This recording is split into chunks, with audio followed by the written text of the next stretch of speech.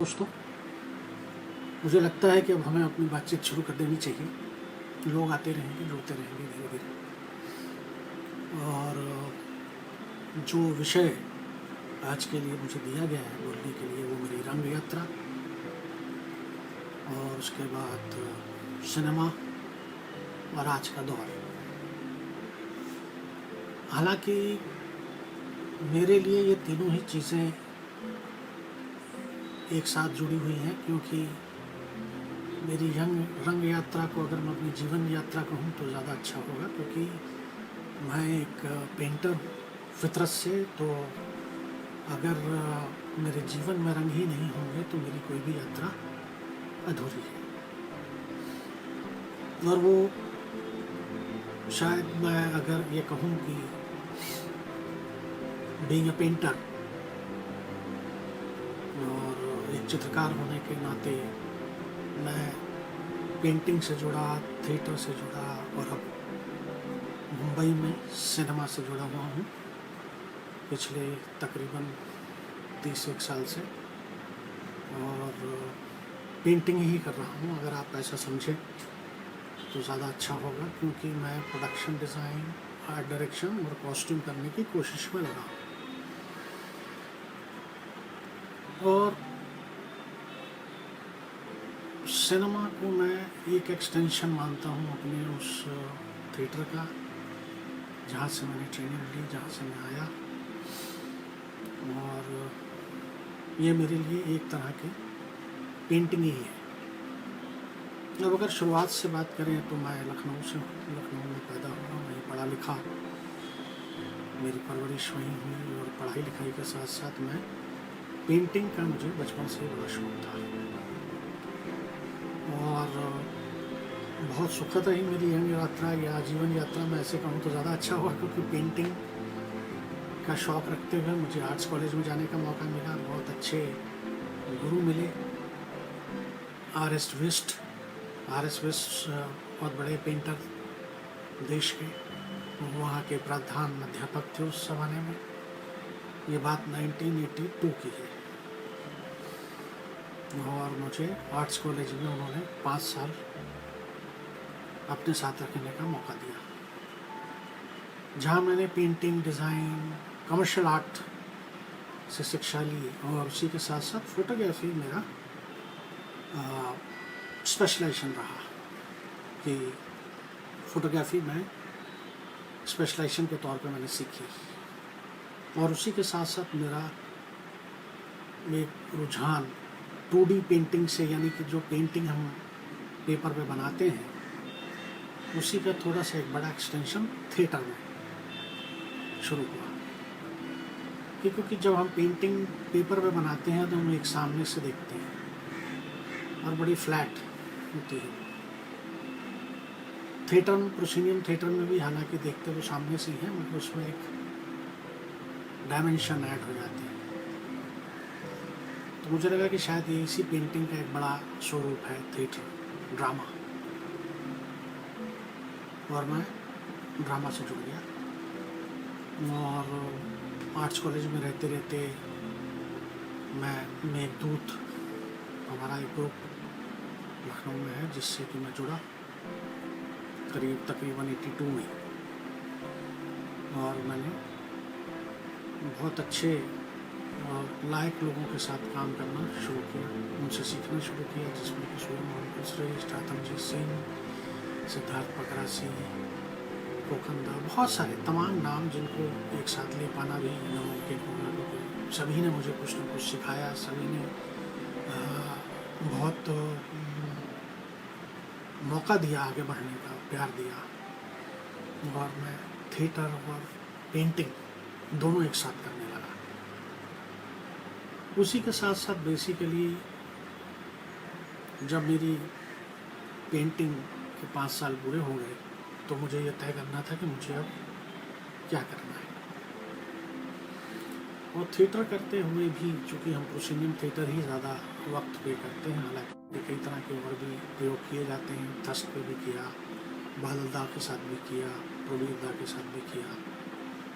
और फिर भी लगा कि शायद इसका और एक आगे का स्वरूप क्या हो सकता है जिसमें कि हमें बार बार ना करना पड़े और अपनी बेस्ट परफॉर्मेंस हम एक बार में लॉक कर दें, तो पूरी ज़िंदगी अगले 100 साल तक लोग उसी को देखें और समझें कि ये हमारा फाइनल काम है। तो मुझे लगा कि शायद सिनेमा है, क्योंकि वो एक एक्सटेंशन ही है ऑलमोस्ट थिएटर का, बस डायमेंशन बदल जाते हैं क्योंकि हम उसे हर तरफ से देख सकते हैं, हर तरफ से देख सकते हैं, बहुत रियल तरीके से उसे सजाया जा सकता है, देखा जा सकता है, समझा जा सकता है, और लगभग उसको एक उसी का एक्सटेंशन मानते हुए मैंने सिनेमा में रुचि लेना शुरू किया। But at the same time चूँकि मुंबई तो नहीं आ सकते थे उस समय, उस वक्त पे, तो मुझे लगा कि शायद थिएटर हमें पहले फुल टाइम सीखना चाहिए, फुल टाइम समझना चाहिए, एक स्कूल ज्वाइन करना चाहिए जिससे हम कम से कम उसकी बारीकियों को समझें, चाहे वो डिज़ाइन हो, चाहे एक्टिंग हो, चाहे डायरेक्शन हो। और उसी के साथ मुझे मौका मिला भारतीय नाट्य अकेडमी में, और मेरे गुरु, मेरे मास्टर पद्मश्री राज बिसारिया साहब के अंडर में मैंने ट्रेनिंग ली और तकरीबन 3 साल गुजारे वहाँ। उस दौरान मेरा जो परिचय है वो उन्होंने अलग अलग विधाओं से कराया जो थिएटर की थी, जिसमें चाहे वो लाइट डिज़ाइन हो, चाहे कॉस्ट्यूम्स हो, प्रोडक्शन डिज़ाइन हो, सेट डिज़ाइन हो, एक्टिंग हो, डायरेक्शन हो, तमाम चीज़ें। और उस समय पहली बार मुझे ये समझना है कि प्रोडक्शन डिज़ाइन नाम की कोई चीज़ भी होती है।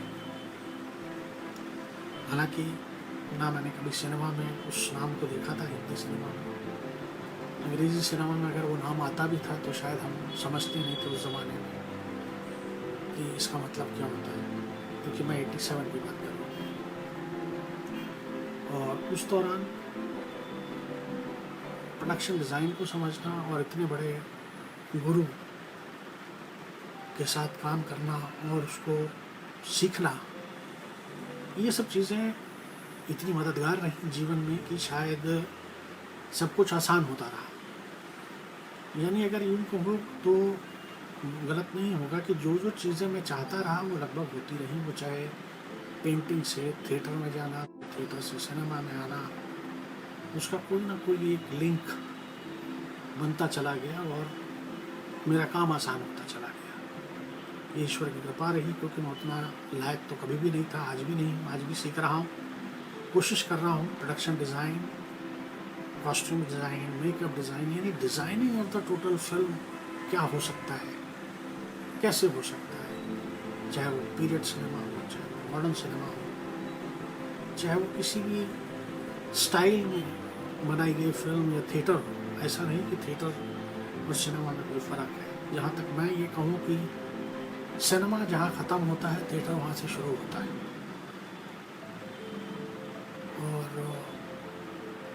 उससे बढ़कर कोई भी इंस्टीट्यूशन या ट्रेनिंग स्कूल नहीं हो सकता।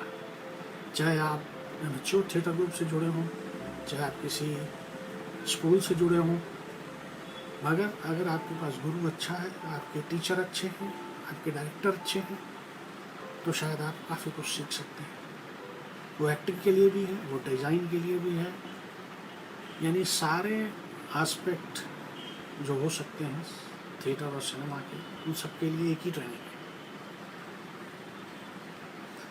और इसी वजह से शायद मुझे थोड़ा मेरा काम आसान हो गया, चूँकि मैं पेंटिंग से था। फिर मैंने थोड़ा सा थिएटर सीखने की कोशिश की, जो कुछ सीख पाया थोड़ा बहुत उसको लेके मुझे मुंबई आने का मौका मिला 1990 में। और आने के साथ मुझे यहाँ पे भी अभी बहुत अच्छे डायरेक्टर, मित्र, दोस्त मिल गए। और यहाँ पे जब मैं आया तो मुझे लाने में सलीम आरिफ हमारे बड़े भाई की तरह ही हमारे थिएटर ग्रुप से जुड़े हुए, उन्होंने मुझे हिम्मत दी कि तुम आ जाओ, और उन्होंने मुझे रखा अपने साथ। फिर यहाँ पे अतुल तिवारी, सुहेल तातारी, इस तरह के कई हमारे सीनियर और मित्र जिन्होंने बहुत बहुत सपोर्ट किया और आगे बढ़ने का मौका दिया। और उसी समय अचानक मुलाकात हो गई डॉक्टर चंद्र प्रकाश द्विवेदी से, जो चाणक्य नामक धारावाहिक का निर्माण करने की प्लानिंग कर रहे थे। कर भी लिया था, एक एपिसोड बन चुका था, 2, 3, 4 लगभग बनने वाले थे, उसकी तैयारी चल रही थी। वो मुझे भी उसमें भी बहुत अच्छा लगा कि वो भी बहुत इंटरेस्टिंग काम है, हिस्ट्री है और बहुत कुछ करके दिखाया जा सकता है। तो सलीम भाई के थ्रू मैं उनसे मिला और उन्होंने भी मुझे चाणक्य में काम करने का मौका दिया as a designer, associate costume designer Salim भाई के साथ। वो एक ऐसा मौका था जिसमें मैं चाहता था उनको वो सब कुछ करके दिखाना जो मैं सोचता था, यानी art, costume, makeup, hair style, ये सब एक आदमी कर सकता है। जब थिएटर में कर सकता है तो सिनेमा में क्यों नहीं। हालांकि किसी ने किया नहीं था, सबने कहा कि ऐसा नहीं होना चाहिए और ऐसा नहीं करते यहाँ पे। लेकिन चूँकि जब मैंने डॉक्टर साहब को अपना ये विचार बताया तो उन्होंने कहा कि मैं भी रिस्क नहीं ले सकता, लेकिन तुम करो, सारे कामों में दखल रखो, लेकिन तुम्हें मेन काम कॉस्ट्यूम का ही करना है।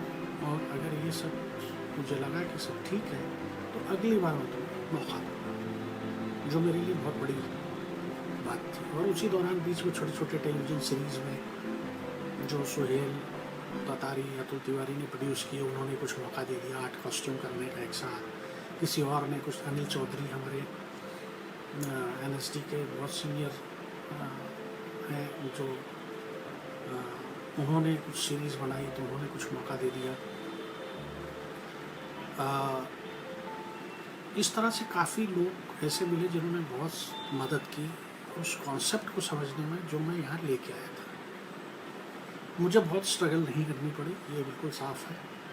मुझे काम मिलता रहा, आसानी से मिलता रहा। और मुझे चूँकि बहुत काम नहीं करना होता है, चूँकि मैं बहुत काम एक साथ नहीं कर सकता हूँ, बीइंग अ लखनवी और बीइंग अ पेंटर ऑल्सो, एक पेंटिंग एक वक्त पे, एक काम एक वक्त पे। और चूँकि मैं मज़ा लेता हूँ अपने हर काम का, हर प्रोजेक्ट का, हर फिल्म का, हर नाटक का, तो वो मैं पूरा लेना चाहता हूँ। इस वजह से मैं एक काम एक वक्त पे करता हूँ। ये मैंने शुरू से ही अपना एक नियम बना लिया।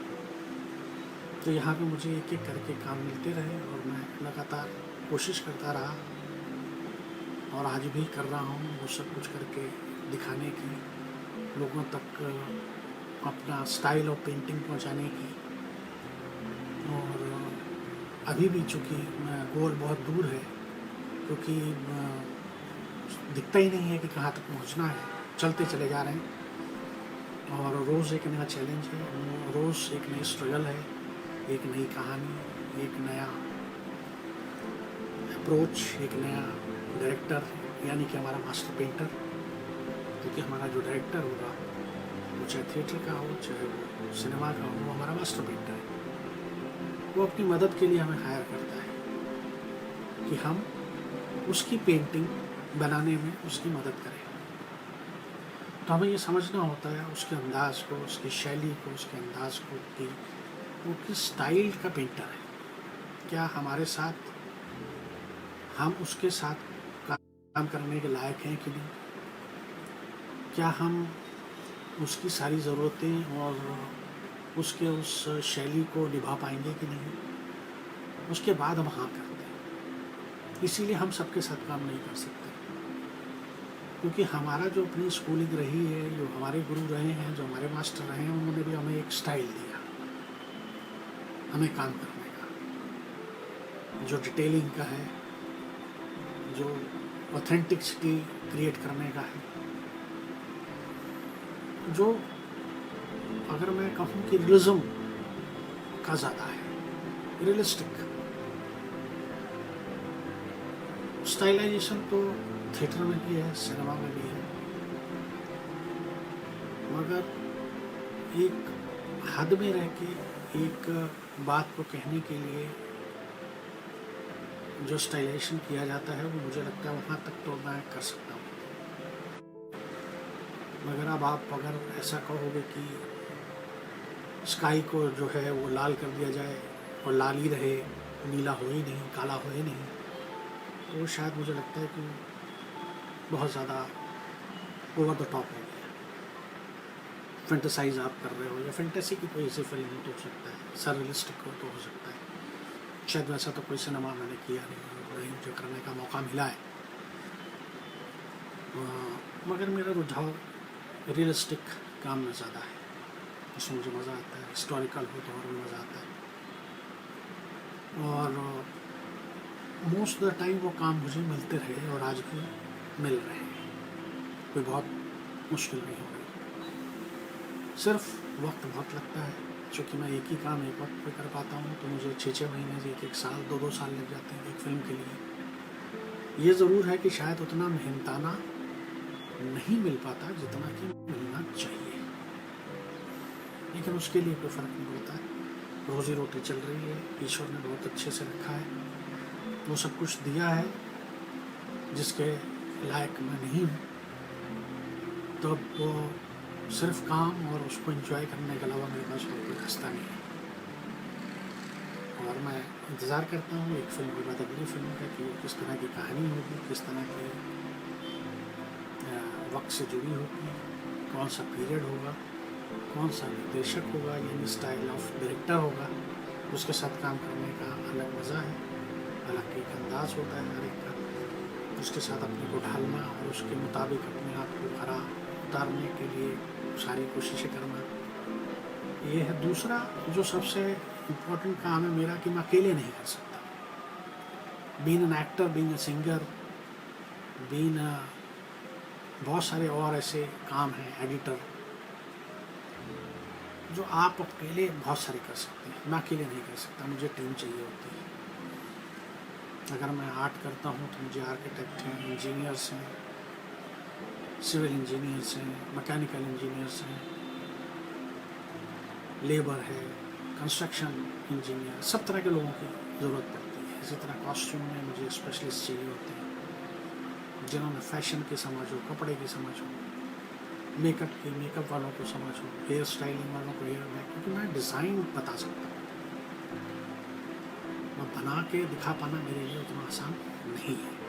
थोड़ा बहुत मैं ज़रूर कर सकता हूँ, ऐसा नहीं है, लेकिन वो अपने काम में मास्टर है, इसलिए मुझे उनकी मदद के बिना मैं नहीं कर सकता हूँ। तो आज तक मैं अगर कुछ मैंने जो भी काम किए हैं, वो भी एक बहुत बड़ी बात है कि मुझे बहुत लायक और अच्छे असिस्टेंट्स और अच्छे कलाकार मिलते रहे, जिन्होंने मेरा बड़ा साथ दिया। जैसे मैं अपने डायरेक्टर के लिए काम करता हूँ, उनके सपने को पूरा करने के लिए उन्होंने मेरे सपने को पूरा करने में मुझे मदद की। और बीइंग अ पेंटर, उन्होंने मुझे असिस्ट किया एज एन असिस्टेंट पेंटर, मेरी पैलेट को सजाने में, मेरे ब्रशेस को सजाने में, और मुझे पेंट करने में बहुत मदद की। और तकरीबन जितनी भी कुछ फिल्म्स में कर सका आज तक, वो इन सभी की मदद के बिना नहीं कर सकता था। अब जहाँ तक बात है यहाँ के सर्वाइवल की या आज के समय की, तो मुझे लगता है कि मुश्किल समय तो यही है, और कुछ लोगों के लिए पहले भी था, हमारे लिए कभी पहले भी हुआ होगा या हुआ था। जैसे जब हमारे पास काम नहीं है तो हमारे लिए वो भी उस समय भी मुश्किल है, क्योंकि हम उस समय बैठे रहते हैं अच्छे काम की तलाश में, महीनों निकल जाते हैं, और कई बार कई महीनों की मेहनत के बाद फिल्म पूरी नहीं हो पाती, अटक जाती है, 2 साल की मेहनत के बाद अटक जाती है। जो हमारे रिसेंट एग्जाम्पल्स हैं, मैं उनका नाम नहीं लेना चाहूँगा इस समय, मगर अक्सर ऐसा होता है, बहुत अच्छा काम आधा अधूरा रह जाता है, और ऐसा कई बार हुआ है, तो उसमें कुछ निराश होने की बात नहीं है। ये सभी की जीवन की सर्किल ऑफ लाइफ का एक हिस्सा है। ये ठीक वैसे ही है कि एक हीरो को बड़ा बनाने के लिए विलन का बड़ा होना बड़ा जरूरी है। अगर विलन बड़ा नहीं होगा तो हीरो का भी बड़ा नहीं हो सकता। इसलिए जितनी बड़ी मुसीबतें उतना अच्छा काम, जितना लंबा इंतज़ार उतना ही बड़ी फिल्म, उतना ही बड़ा अच्छा काम, उतना ही बड़ा आपका इनाम, आपके अवार्ड्स, आपकी खुशी, आपका पैसा। तो शायद ये वक्त ऐसा वक्त है कि हमें इंतज़ार करने के लिए कह रहा है, हमें अपने आप को पॉलिश करने के लिए कह रहा है, हमें अपने आप से मिलने के लिए कह रहा है और थोड़ा आराम करने के लिए कह रहा है कि एक बार फिर से समझ लें कि हमें क्या करना है, हमें क्या आता है, हम क्या कर रहे हैं। और घबराने की ऐसी कोई बड़ी बात नहीं है।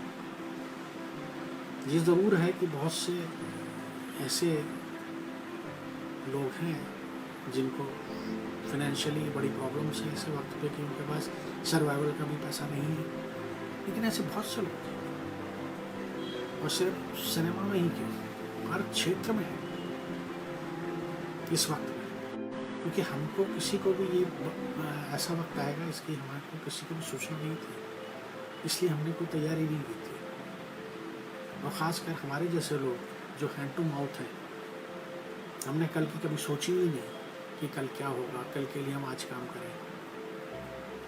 हम जैसे लोग थोड़ा फंस गए, लेकिन कोई बात नहीं, हम कोशिश करेंगे कि ये वक्त निकल जाए और हम एक बार फिर से अपने आप को साबित करेंगे कि हम हैं और उससे और अच्छा करके दिखाने की कोशिश करेंगे। तो जितने भी ऐसे लोग हैं जो ये सोच रहे हैं कि क्या होगा, कैसे होगा, ये तो शायद मुझे इसलिए बहुत ज़्यादा इसकी चिंता नहीं है कि मुझे एक बार बहुत बचपन से याद है, मुझसे कहा गया था कि जो आपका है वो आपका है, जो आपका नहीं है वो आपका कभी भी नहीं है, और जो आपका है वो कैसे भी मिलेगा, वो किसी भी कीमत पे आपको मिलेगा।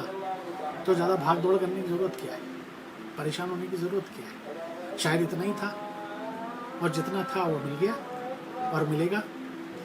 जिसके लिए शायद मुझे लगता है कि हमें इस बात को समझना बड़ा ज़रूरी है कि एक तो हम अपने आप को फिर से पहचानें, फिर से ढूंढें, फिर से मिलें, अपनी काबिलियत को, अपनी इच्छाओं को समझें। कई बार हमारी काबिलियत नहीं है उतनी जितनी हमारी इच्छाएं, और अक्सर हम किसी एक मुगालते में फंसे रहते हैं और अपने आप को फंसाए रखते हैं, जो मुझे लगता है कोई अच्छी बात नहीं है। और ये भी है कि कई बार हम बहुत लायक हैं और हमें लगता है कि हमें काम नहीं मिल रहा है हमारी लियाकत के हिसाब से। तो ऐसे बहुत सारे लोग थे, आज भी हैं, पहले भी थे, जिन्हें उनके लियाकत के हिसाब से काम नहीं मिला। ये शायद फिर से मैं कहूँगा कि डेस्टिनी है, जो जिसके भाग्य में लिखा है उतना उसको मिल ही जाता है। और ये शायद मैं इसलिए ज़्यादा अच्छे से कह सकता हूँ क्योंकि मुझे अपनी लियाकत के बारे में पूरा पता है कि मैं बहुत लायक आदमी कभी न था ना हूँ, लेकिन फिर भी मैं चल रहा हूँ ईश्वर की कृपा से, अपने गुरुजनों के आशीर्वाद से मैं वो सब कर पा रहा हूँ जिसका मुझे शौक़ है। और मुझे लगता है कि शायद यही एक वजह है एक पेंटर के लिए, एक आर्टिस्ट के लिए, एक किसी भी ऐसे फाइन आर्टिस्ट के लिए जो ये चाहता है कि उसकी कला, उसका काम लोगों तक पहुँचे, लोग उसे पहचानें, लोग देखें। वो वक्त आएगा और वो सबको मिलता है, ऐसा हो ही नहीं सकता कि ना मिले। किसी को 10 साल पहले, किसी को 10 साल बाद, किसी को 50 साल बाद। बहुत सारे लोग बहुत बड़ी एज के बाद जिन्होंने एक्टिंग शुरू की, 50-50 साल के बाद उन्होंने कदम रखा सिनेमा में, ऐसे भी एक्टर हैं, कितने एक्टर हैं। और मुझे लगता है ये सब हमारे शायद रोल मॉडल्स हैं, जिनको देख के हम इंस्पायर होते हैं, जिनको देख के हम सीखते हैं कि जीवन क्या है। तो इस वजह से जो सारे बातचीत का लब्बो लुबाब है वो यही है कि हर एक को अपने एक्सपीरियंस से सीखना है और जो जो एक्सपीरियंस मिला है उसी के मुताबिक उसको आगे बढ़ना है, आगे बढ़ने की कोशिश करनी है। और जो काम उसे लगता है कि वो बेहतर कर सकता है उसी पे लगे रहना है, और एक ना एक दिन ज़रूर मौका मिलेगा। ऐसा हो नहीं सकता है कि ना मिले। अब ये ज़रूर है कि बहुत सारे जैसे मुझसे बार बार सवाल आ रहे हैं कि इस महामारी के दौर में जो लोग यहाँ स्ट्रगल कर रहे हैं उनके लिए कोई पॉजिटिव मैसेज। पॉजिटिव तो हम सभी पॉजिटिव ही हैं, तभी तो हम यहाँ हैं, हम कलाकार हैं। मैसेज पॉजिटिव देने की तो हम जैसे लोगों को, आम लोगों को है। आम इंसान घबरा जाता है, आम इंसान डर जाता है। एक कलाकार, एक एक्टर, एक थिएटर वर्कर कैसे डर सकता है? इसलिए क्योंकि वो तो पूरी जिंदगी ही स्ट्रगल करता चला आया है थिएटर से। खासकर जो लोग हिंदी थिएटर से आए, छोटे छोटे शहरों से आए, ड्रामा स्कूल से आए, तो उनके लिए तो ये कुछ भी नहीं है। कुछ वक्त है जो घर पे बैठना है, अपनी तैयारी करनी है, अपने आप को मांझना है, बस। नहीं है। और हमसे ज़्यादा मुसीबतें किसने देखी? और वो जो मेरे साथ के लोग हैं या जो हमारे ड्रामा स्कूल से जुड़े हुए मेरे मित्र हैं, वो तो अच्छी तरह जानते हैं कि उस ज़माने में भी वो एक एक वक्त भी नहीं खाना कई बार मिलता था, और कई कई महीने निकल जाते थे। तो आज तो कोई ऐसी बड़ी बात नहीं। इस वजह से आपको पॉजिटिव रहना है। पॉजिटिव है ही तभी आप कलाकार हैं, वरना आप कलाकार होते ही नहीं। कोई भी नेगेटिव कलाकार नहीं हो सकता है। कलाकार वही हो सकता है जो पॉजिटिविटी को की तरह सोचता है, पॉजिटिविटी को अपने पास रखता है और लोगों को पॉजिटिविटी देता है और उनको हिम्मत देता खड़े होने की कि नहीं, जब मैं कर सकता हूँ तो तुम भी कर सकते हो। और यही ठीक बात मैं आप लोगों को कहता हूँ, जब मैं कर सकता हूँ तो आप सब कर सकते हो। कुछ मुश्किल नहीं है, सिर्फ सही वक्त और सही मौके का आपको इंतज़ार करना है और उसकी तलाश में रहना है, और वो मिलेगा, ज़रूर मिलेगा, सबको मिलेगा। और अब जहाँ तक मुझे लगता है कि कुछ समय 2-1 महीने की बात होगी शायद, जब हमारा काम वापस शुरू हो जाएगा और वो तमाम कलाकार, तमाम आर्टिस्ट, डिज़ाइनर्स, पेंटर्स, कॉस्ट्यूम से जुड़े लोग, डायरेक्शन से जुड़े लोग, प्रोडक्शन से जुड़े लोग, सभी लोग काम करेंगे और पहले की तरह ही हम वापस अपने काम को अंजाम देंगे। और सिर्फ और सिर्फ कुछ वक्त की बात है। तो मुझे लगता है कि सब अपना अपना ख्याल रखें, उन तमाम गाइडलाइंस को ध्यान में रखें जो उनके एरियाज़ में, उनके इलाकों में लागू हैं। इसलिए क्योंकि आज आप देख ही रहे हो कि अगर आपको कुछ भी हो जाता है तो बीमार होने के बाद तो बहुत बड़ी मुसीबत हो जाती है। और अब अगर आप घर पे हो और सेफ हो तो कोई दिक्कत नहीं। आप थोड़ा समय और भी बैठोगे तो कोई दिक्कत नहीं होगी। तो यही एक ऐसा वक्त है जो हमको अच्छे से निकाल लेना है और ये साबित कर देना है कि हम इस वक्त को भी गुजार सकते हैं। और जब काम का वक्त आएगा तो काम में तो आपको कुछ हो ही नहीं सकता। आप सभी कलाकार हो और सब बेहतरीन शिक्षा लेके यहाँ पहुँचे हो, चाहे वो आप एमेच्योर थिएटर से आए हो, चाहे वो किसी पेंटिंग स्कूल से आए हो, चाहे वो आर्किटेक्चर कॉलेज से आए हो, या किसी स्कूल से आए हो, ड्रामा स्कूल से या किसी और जगह से। सबके लिए मौका है और सबके लिए यहाँ पे जगह है। ना यहाँ पे कोई किसी का काम ले सकता है, ना छीन सकता है, क्योंकि सबकी शक्लें अलग है, सबका अंदाज़ अलग है, सबकी आवाज़ अलग है और सब अपना अपना काम अपने ही तरीके से कर सकते हैं। मैं आपका नहीं कर सकता, आप मेरा नहीं कर सकते। इसलिए किसी से भी डरने की ज़रूरत नहीं, घबराने की ज़रूरत नहीं, और सभी को ज़रूर और बेहतरीन मौका मिलेगा। और जहाँ तक मुझे लगता है, मेरे अपने जो एक्सपीरियंस है वो यही है। चूँकि मैं art, costume, makeup, hair style सब कुछ एक साथ करता हूँ, कि जो काम मैं करता हूँ, जब मैं सोचता हूँ कि मैं करूँगा, मैं उसमें मेहनत बहुत करता हूँ, जो शायद सभी लोग करते हैं। और कोशिश करता हूँ कि मैं उसमें किसी तरह का भी ऐसी गलती या ऐसा काम ना छोड़ूं कि जिसमें कोई भी मुझे कुछ कह सके कि इससे बेहतर हो सकता था। यही शायद सबसे इम्पोर्टेंट चीज़ है कि हमें कोई भी अपने काम में कमी नहीं छोड़नी। और बाकी ये सब बहुत आसान है, सिनेमा बहुत आसान है ना, जहाँ तक मैं समझता हूँ। क्योंकि आप सब थिएटर के हो, आप लोगों ने बड़ी मेहनत की है, तो आप ये समझ के करो कि जो कुछ आपने सीखा है उससे ये कहीं कहीं कहीं आसान है। सिर्फ आपको उसको दोबारा साबित करना है, इस विधा में साबित करना है, और ये हो जाएगा। इसके लिए बहुत ज़्यादा मुश्किल मुझे नहीं लगता आने वाली है। सिर्फ वही बात है कि हर एक को मौका मिलना चाहिए, और एक वक्त जो मुझे लगता है कि सभी के लिए तय है वो आता ही है, सबको मिलता ही है, और आप वो मौका छोड़ ना लें, अच्छे से उसको साबित करो। और बहुत सारे लोग हमारे बहुत अच्छा काम कर रहे हैं, बहुत नाम हो रहा है, जिसकी मुझे बड़ी खुशी है, बड़ा फ़ख्र होता है कि हमारे स्कूल के लोग इतना बेहतरीन काम कर रहे हैं। और मैं भी कोशिश कर रहा हूँ कि किसी तरह उनके लायक बन के अपने आप को साबित करूँ कि मैं भी हूँ भाई आप लोगों के साथ। और कभी साथ में मौका मिला तो ज़रूर काम करेंगे, और मैं चाहता हूँ हमारे साथ के लोग हमारे साथ काम करें।